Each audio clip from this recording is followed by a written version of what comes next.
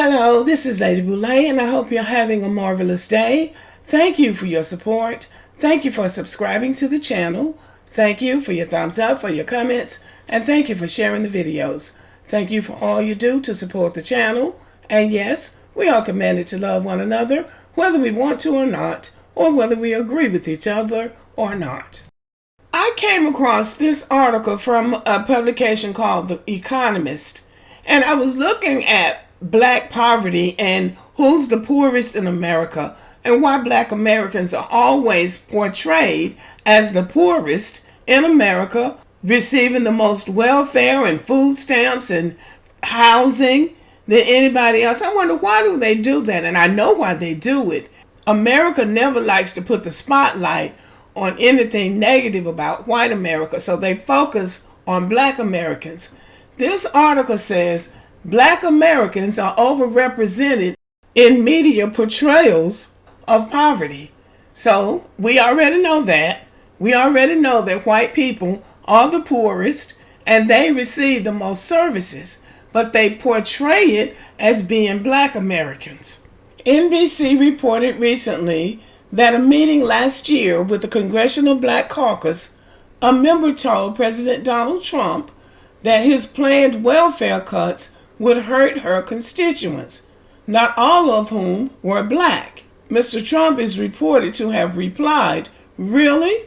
Then what are they?" So see, he didn't even see anybody as being poor besides black people. If the president had not realized that most welfare recipients are white, he is not alone. And the media are partly to blame, for black Americans are overwhelmingly overrepresented in media portrayal of poverty. See, this usually doesn't come out, that black people are overrepresented in the media. Whenever they get ready to show anything to do with poverty, they're going to dig through their archives and dig and dig and dig until they come up with a poor black family looking over all of the poor white people. The poverty rate amongst black Americans at 22% is higher than the American average of 13%. And these are not just black Americans. Black immigrants are included in this number. But black people make up only 9 million of the 41 million poor Americans. The Kaiser Family Foundation, a nonprofit focused on healthcare, found that in only 5 states for which they had data and the District of Columbia were there more black poor people than white. So they're saying that only 6 states were there more poor blacks than whites. The other 44 states, there are more poor whites than blacks. Now let that sink in. Black Americans are more likely to be recipients of means-tested welfare programs like Medicaid or housing assistance at 41% participation in one or more programs in 2012. That is about twice the national average. That suggests black people make up about 26% of all recipients.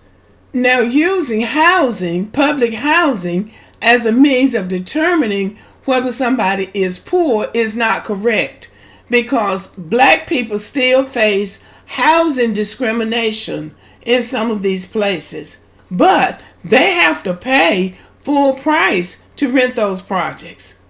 So that is not correct if they're using whether or not black people live in the projects. I know places where black people live in the projects and it's just a regular community for them. And also in some places there's a shortage of apartments.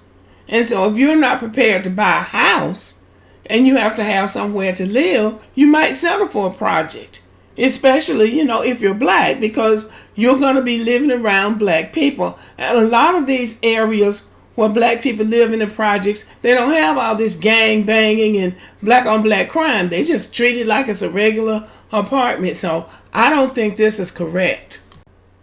Media news suggests that the percentage is very much higher. Travis Dixon at the University of Illinois analyzed a random sample of television, print, and online news stories over 2015 and 2016 and found that 59% of the poor people discussed or depicted in them were black. Yeah. White families, by contrast, accounted for only 17% of poor people shown, though they constitute 66% of the poor population. It is possible that with a new emphasis on the frustrations of poor white Americans, that the media portrayals will begin to change. It is too soon to, okay? The bias isn't limited to right-leaning news sources. In the news coverage, Mr. Dixon looked at CNN. The bias isn't limited to right-leaning news sources. In the news coverage, Mr. Dixon looked at, CNN depicted 7 poor families. All 7 of them were black. And all 5 of the poor families depicted in Dixon's sample of New York Times coverage were black. See, yes, they are loading us down with poor poverty stories. Unsurprisingly, this tendency, which has a long history, has informed the way Americans think about race and poverty.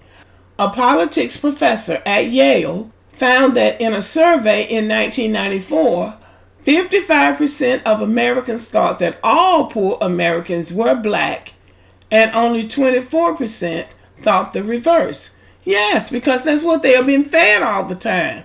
That's the propaganda. And this, in turn, has set some Americans against welfare spending. Political scientists have found that individuals who are more likely to benefit from government spending tend to support it.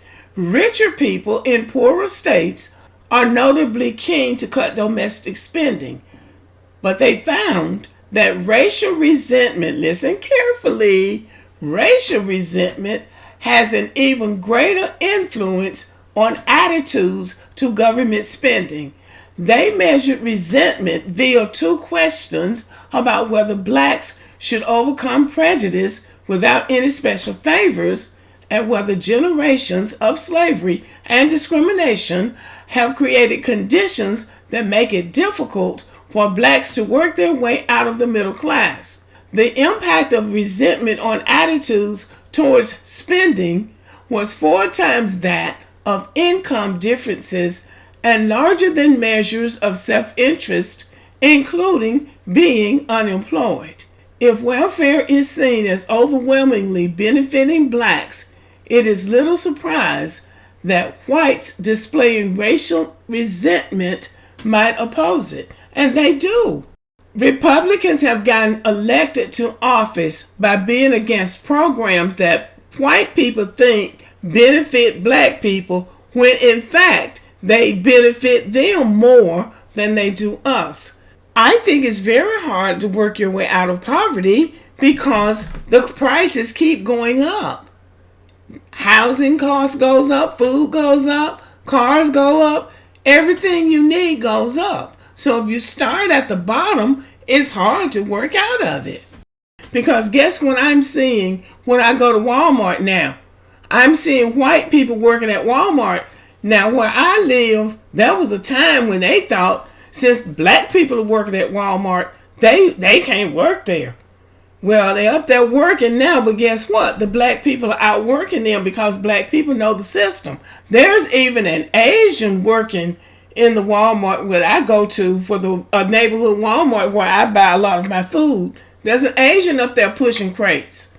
So see, this poverty will get to you after a while. But they try to blame it all on black people. So here we go with another incorrect statistic.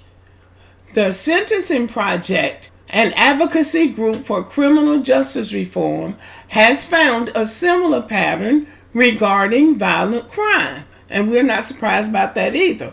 Crimes perpetrated by African Americans were disproportionately likely to be covered on television, especially if they involved a white victim. While only 10% of victims in crime reports were white who had been victimized by blacks, These crimes made up 42% of cases televised by local news. Popular perceptions of crime reflect the coverage bias. A survey from 2002 found that respondents estimated 40% of people who committed violent crimes were black. Surveys showed the proportion to be 29%. And white Americans who strongly associated crime with black Americans were more likely to support punitive criminal justice policies, including the death penalty and three strikes laws. So in other words, they want to punish black people to the fullest extent of the law, even though they're lying about the amount of crimes that black people commit. A media focus on black poverty may be well-intentioned. It probably has its roots in the pre-civil rights era, when the plight of poor black Americans was too often neglected. But it has helped underpin a toxic set of beliefs about poverty and race. It would be better, of course, if people did not decide their support for programs based on the skin color of beneficiaries.